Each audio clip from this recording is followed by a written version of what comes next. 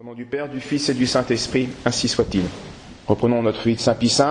Nous sommes donc toujours au XVIe siècle et une des tares de ce siècle, bien sûr, c'est le progrès de l'hérésie. Souvenez-vous, début du siècle, 1520 environ, Luther qui enclenche, qui met le feu, qui va se répandre dans tout le nord de l'Europe, suivi par Calvin à Genève et en France. Et puis 10 ans, 15 ans plus tard, c'est Henri VIII, roi impur, orgueilleux, pourtant il va perdre la foi et va devenir hérétique, puis schismatique, puis hérétique. Donc chef de l'église anglicane. Le Danemark va suivre dans les mêmes années, apostasie du roi, Frédéric Ier. En Suède, pareil, des guerres religieuses pendant près de 20 ans, 30 ans, avec l'hérésie, des élites. Et la France aussi, qui est en feu à cause des hérétiques. On a aussi l'apostasie de 3 princes de sang, donc qui touche la royauté. Antoine de Bourbon, son frère Condé et l'amiral de Coligny, qui seront vraiment des sectaires et des fanatiques. Donc c'est dans ce contexte que, là aussi, Pie V doit pontifier.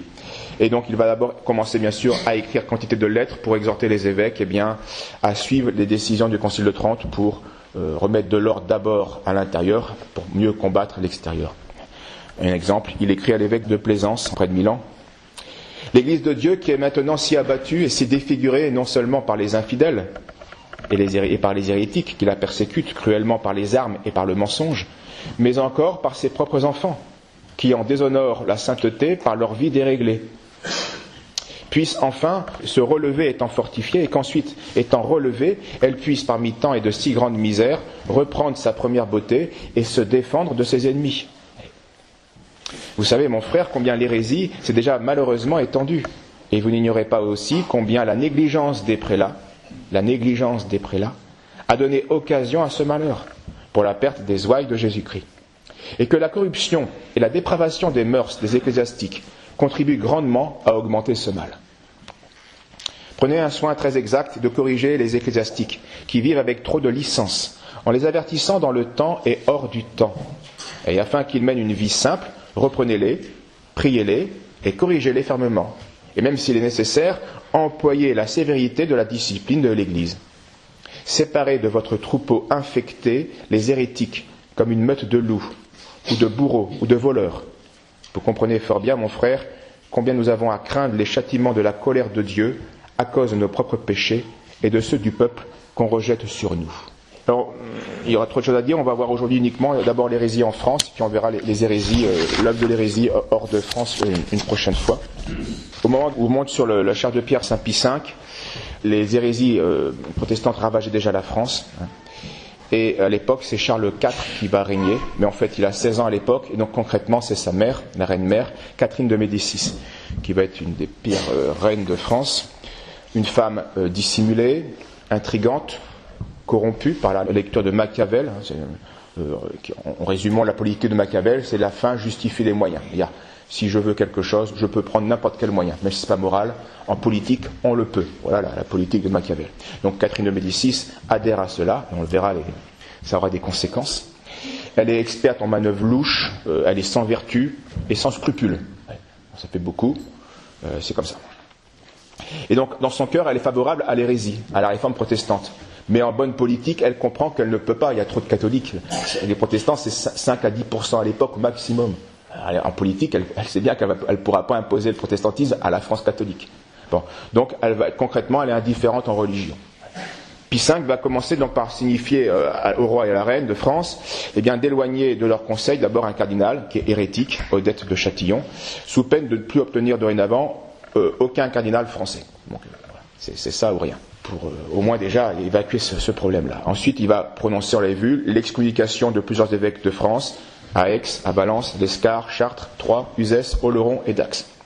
Ceux-là sont tous privés, déchus de leurs titres, droits, honneurs épiscopaux, au spirituel comme au temporel. Alors cette énergie du pape va surprendre, on ne s'y attendait pas, et puis elle va contrarier la politique de Catherine de Médicis. Elle écrivait ceci à la duchesse de Savoie. J'ai grande peur que ce bonhomme de pape, vous voyez déjà, alors c'est du privé, mais le petit adjectif en plus manifeste bien le mépris qu'elle a pour Saint Pie V. J'ai grande peur que ce bonhomme de pape, à la fin, par ses faits, ne trouble toute la chrétienté. Vous voyez l'inversion. C'est elle, l'indifférente en religieux, l'infidèle à ses vœux de royauté, qui met la pagaille en France et par là aussi qui va favoriser la décomposition de l'Europe. Mais elle accuse la fermeté de Saint Pie V. Alors elle ne veut pas agir à découvert, toujours, mais elle va agir en secret, donc elle va endormir la défiance de Rome par l'inaction ou par des promesses qui vont tarder, et puis etc. Ça va être ça indéfiniment. Charles IX, lui, donc en réaction à cette destitution de ces 7 évêques hérétiques, eh bien, Charles IX décide de ne présenter aucun successeur. Donc les diocèses restent sans évêque. Comme ça, il ne se compromet pas, et puis il ne donne pas non plus raison à Saint Pie V. La reine ensuite justifiait son inaction face à l'hérésie en prétextant, c'était faux, mais elle prétexte qu'elle est impuissante faute de ressources. Elle voudrait bien faire la guerre contre les hérétiques, mais elle ne le peut pas, elle n'a pas l'argent. Que fait Saint Pie V ? Eh bien, il va trouver l'argent, il va trouver les troupes. Il va écrire d'abord l'armée pontificale, il va l'envoyer 6000 soldats, et puis il va aussi demander l'aide de l'Espagne, et puis des grands-ducs d'Italie et de Venise, afin de secourir, disait le pape, le roi très chrétien. C'était un titre, parce qu'à l'époque, il n'est pas très chrétien, le roi. Et donc, nombre de volontaires vont s'enrôler un peu partout dans ces pays voisins de la France pour aller sauver la France catholique. Voilà. Donc, non seulement il envoie des hommes, et il prend sur ses réserves pontificales, et puis il taxe les monastères et le clergé de France pour pouvoir bien subvenir aux besoins de cette guerre. Il fallait le faire parce qu'en face, les hérétiques, eux, avaient le soutien de l'Allemagne et de l'Angleterre. Donc, ils avaient aussi de nombreux volontaires qui venaient soutenir les hérétiques calvinistes français. À la différence de l'Angleterre, Saint Pie V, lui, donne cette aide gratuitement. Il n'exige rien en retour. Tandis que l'Angleterre dit « Ok, je vous soutiens, mais je veux telle région, je veux tel port, je veux telle ville. » Voici ce qu'écrivait Saint Pie V à la reine. « Libre de tout intérêt propre, je ne considère que la cause de Dieu, votre salut, est celui de votre royaume. » Saint Pie V va interdire aux soldats des exactions. Il ne tolère pas non plus qu'on demande de rançon. Pourtant, c'était une coutume à l'époque, dans la guerre. Un général calviniste va être fait prisonnier à la bataille de Moncontour. Et le comte italien, qui était le chef de la Ligue des catholiques, voulait le libérer avec la somme de 10 000 ducats. Et le pape va refuser. Il va exiger qu'on le renvoie sans rien fixer. Nous ne luttons pas, disait-il, pour nous enrichir. Enfin, en tout cas, il ne voulait pas s'enrichir comme ça. C'est peut-être politiquement ou stratégiquement, militairement contestable, mais en tout cas, ça montre une grande pureté d'intention chez le pontife. Justement, la bataille de Moncontour, c'est une grande victoire catholique, et l'étendard qui prime, c'est l'étendard du pape. Et voici un témoignage après cette bataille d'un capitaine huguenot qui va le rapporter lui-même au cardinal alexandrin, donc au neveu du pape. Les huguenots, donc les hérétiques, à cette bataille, avaient vu dans le ciel une armée céleste d'anges, dirigeant l'épée contre leur camp. Et donc ce capitaine avait juré que s'il sortait vivant de cette bataille, il se ferait catholique. Ce qu'il a fait, et il rend ce témoignage au cardinal. Alors là encore, on voit dans la politique, il y a ce qu'on voit et ce qu'on ne voit pas. Et à cette époque, il y avait un saint pape qui priait, et qui faisait prier. C'est ça qui fait aussi la différence. Bien sûr qu'il faut aussi des épées. D'ailleurs, le pape, il savait qu'il fallait de l'argent et des hommes pour se battre. Il ne faut pas que de la prière. Le pape exhorta ensuite Charles IX de ne pas se bercer d'illusions. Il y a une victoire, mais attention, c'est une bataille. C'est pas, l'affaire n'est pas finie, loin de là. Et le roi, lui, voulait tout de suite composer avec les hérétiques. Le pape écrivait ceci. « Si votre majesté veut faire fleurir son royaume, qu'elle en extirpe l'hérésie, et qu'elle ne souffre dans ses états que le seul exercice public de la religion catholique. Tant que les esprits seront divisés sur la question religieuse, votre majesté n'en recueillera que du chagrin, et votre royaume, un sanglant théâtre de criminelles et continuelles factions. Certes, si nous jugions qu'il pût exister entre votre majesté et ses ennemis une entente capable de servir la religion, ou de procurer la tranquillité du royaume, harassé par tant de guerres, nous n'oublierions pas notre caractère sacré. Donc, le pape dit bien attention, s'il y avait des circonstances favorables, je vous encouragerais à signer une paix, voire à quelques compromis, puisque le bien qui en ressortirait serait bien plus grand. Mais la situation n'était pas celle-là à l'époque. On va voir avec certains détails. Mais nous savons personnellement qu'il n'y a ici de possible qu'un accord fictif et plein de traquenards. Souvent, là, quand l'ennemi propose de faire la paix, c'est qu'il veut reprendre des forces ou que ça lui est favorable. Et donc cette incidence du pape se comprend quand on voit les protestants à l'époque. Ce sont vraiment des gens cruels et des fanatiques. Les protestants aimaient à l'époque à donner les hosties consacrées qu'ils volaient dans les églises à leurs chevaux, puisque pour eux, il n'y avait pas de présence réelle. Et donc ils méprisaient la présence réelle. Combien de fois on a eu des scènes de sacrilège? Combien de fois ils ont brûlé des reliques, détruit des statues des saints partout où ils le pouvaient, bien avant la Révolution. Une grande partie de nos statues abîmées, décapitées de nos cathédrales, ça vient plus des protestants que des révolutionnaires. Briser les calices, évidemment, puisqu'avec un calice on dit la messe. Exercer sur les femmes et les enfants des représailles qui étaient cruelles et horribles. Parfois on jetait les religieux dans des fosses putrides pour les humilier. Et puis bien sûr on a massacré à certaines heures, et bien avant la Saint-Barthélemy. Notamment Nîmes a eu des scènes de massacre en 1567, donc à l'époque où Saint Pie V règne. On a brûlé dans l'évêché plusieurs catholiques. Aussi les sépultures ont été violées. Le corps de Louis IX a été profané, le cœur de François II aussi, etc. Donc Saint Pie V exhortait Charles IX ainsi: Votre Majesté punira les horribles attentats et les sacrilèges abominables et se montrera le juste exécuteur des décrets de Dieu. Devant une telle cruauté, une telle rage destructrice, il fallait sévir, évidemment. Donc parce que les huguenots de ce temps-là ne sont pas simplement des hérétiques, ne sont pas seulement des facteurs de désordre spirituel, ce sont des terroristes, au sens propre. Et les crimes exigeaient évidemment un châtiment.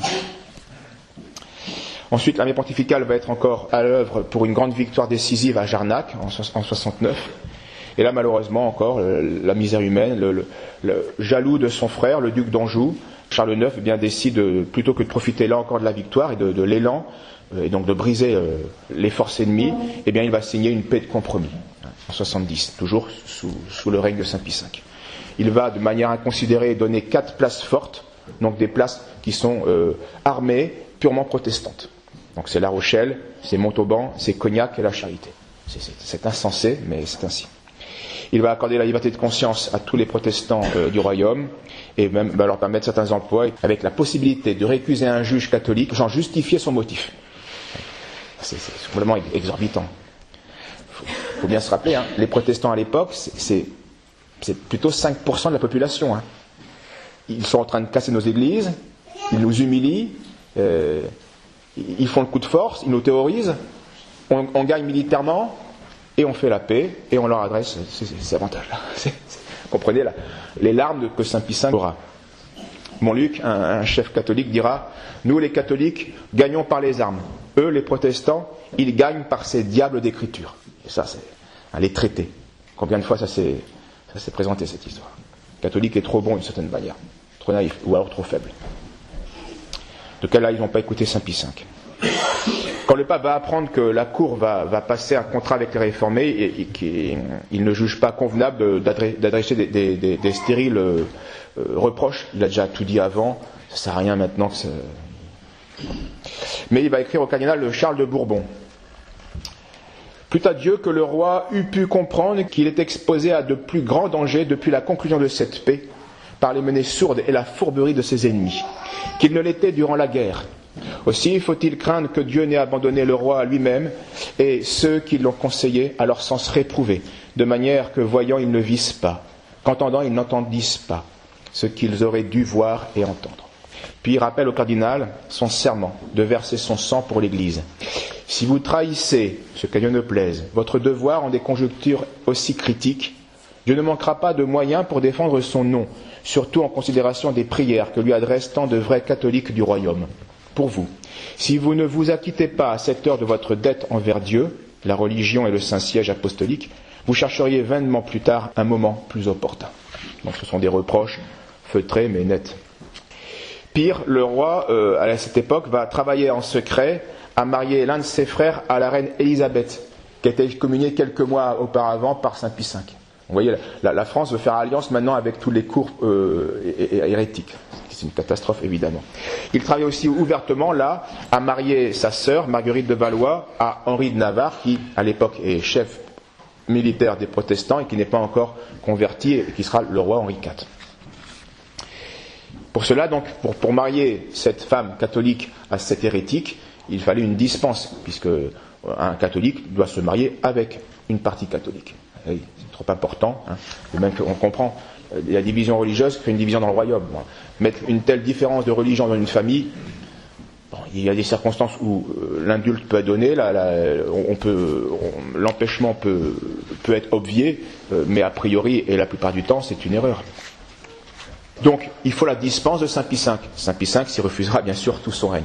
Il faudra attendre la mort de Saint Pie V, les circonstances changeront un peu, et puis là, le pape jugera qu'il peut dispenser. Et donc, la dispense sera faite. Et donc, ce mariage de Henri de Navarre, toujours hérétique, avec de Valois, va se faire le fameux 20 août 1572, et sera suivi du fameux massacre de la Saint-Barthélemy. Massacre qui sera l'initiative de Catherine de Médicis. Elle a laissé pour la situation, et maintenant elle va s'en sortir par un massacre, mais de manière ignoble, puisque c'est à la suite du mariage où toutes les élites protestantes suivent Henri de Navarre, après les réjouissances, elle donne l'ordre du massacre. Et c'est tout à fait ignoble. Donc Charles IX et Catherine de Médicis, principalement, au lieu de faire une guerre juste, comme le Saint Pie V le voulait, va faire des compromissions exécrables pour finir par un cruel massacre traiteusement commis sur des centaines de protestants. Henri de Navarre sera exfiltré, il va être échappé par décision de Catherine de Médicis au massacre. Et donc il se convertit en 89, il veut se faire instruire de la religion catholique, il prendra 4 ans. Vous voyez, c'est pas une conversion, on le dit souvent, c'est que Henri IV a fait une conversion intéressée, c'est pas vrai. Il a pris 4 ans pour se faire catéchiser, recatéchiser, et en 4 ans après, bien, il va abjurer l'hérésie protestante, en 93. Concluons avec une intervention de Saint Pie V qui écrit au roi Charles IX. Nous avertissons votre Majesté, par la tendresse paternelle que nous lui portons, par l'intérêt du bien de son État et par l'obligation de notre charge, de vous montrer inflexible et de punir les hérétiques selon la rigueur des lois. À l'époque, c'était ça qu'il fallait faire. De peur que, donnant plus à la recommandation des hommes, ou à la chair ou au sang, qu'à l'intérêt de Dieu, dont vous devez venger les injures, ils ne vous punissent plus rigoureusement que Saoul pour ne pas avoir exterminé les Amalécites suivant l'ordre du prophète. Que serait-ce faire autre chose si votre Majesté ne poussait sa victoire que d'abuser des faveurs de Dieu? Donc, 2 grandes victoires. Et pour une politique de compromis, c'est vraiment se moquer de l'aide de Dieu. Abuser des faveurs de Dieu, puisque tout l'avantage de leur défaite est d'établir la paix et la tranquillité de vos États par le châtiment des hérétiques. Votre Majesté doit savoir qu'il n'y a rien de plus cruel. Écoutez bien cette phrase. Elle est très bonne en notre époque, complètement laminée par la confusion et le libéralisme. Votre Majesté doit savoir qu'il n'y a rien de plus cruel et de plus injuste que la fausse miséricorde qu'on exerce à l'endroit des impies qui ont mérité les derniers châtiments par l'excès de leurs crimes. La miséricorde, c'est bien. Oui, mais il y a une fausse miséricorde. Il y a des crimes où humainement, politiquement, socialement, il n'y a pas de miséricorde possible. Ici-bas, le criminel peut devenir pénitent et avoir miséricorde de Dieu pour l'éternité. C'est autre chose, c'est un autre domaine. Si votre Majesté veut faire fleurir son royaume et rétablir puissamment son autorité, elle doit travailler à extirper l'hérésie et ne doit souffrir dans ses États que l'exercice de la seule religion catholique. L'unique moyen est de châtier les rebelles qui ont pris les armes contre votre Majesté, etc. etc. Et là, on voit bien la politique de Machiavel, donc la fin justifie les moyens, donc tromperie, mensonge, assassinat contre les protestants, alors que Saint Pie V voulait lui une politique chrétienne, nette, sans ambiguïté, une guerre juste, avec le châtiment légal des criminels.